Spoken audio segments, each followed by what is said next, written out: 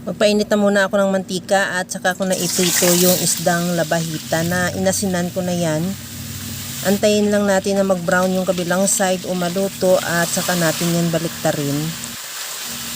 Pagkaluto na rin ng kabilang side, tanggalin muna natin yan sa kawali at ilagay sa bowl at i-set aside.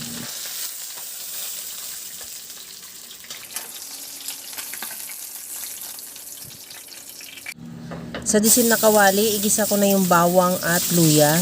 Ihalo lang hanggang sa maglabas ng aroma.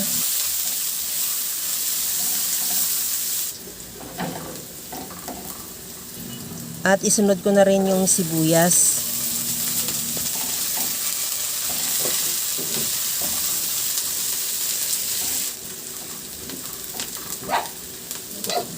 Timplahan ko na rin ng asin at paminta.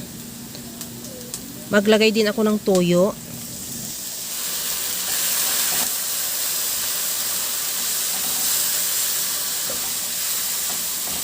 Ilagay ko na rin yung black beans or tausi.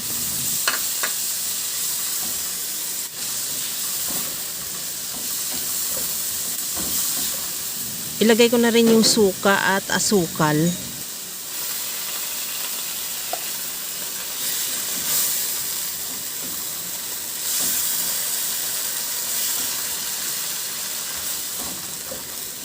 At lagyan ko na ng tubig. Nakadepende yung dami ng tubig sa dami mong gustong sauce or sabaw.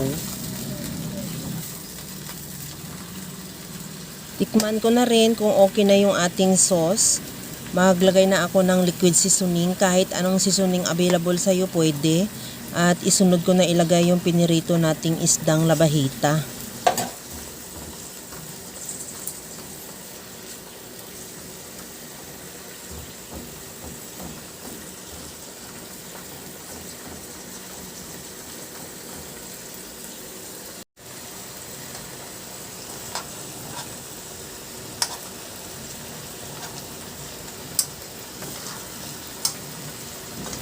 Okay na tong ating isdang labahita with tausi.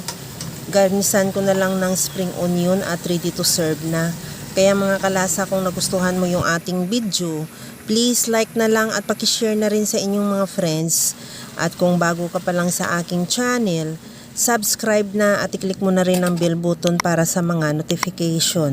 Okay na to, hanguin ko na lang yan at ready to serve na.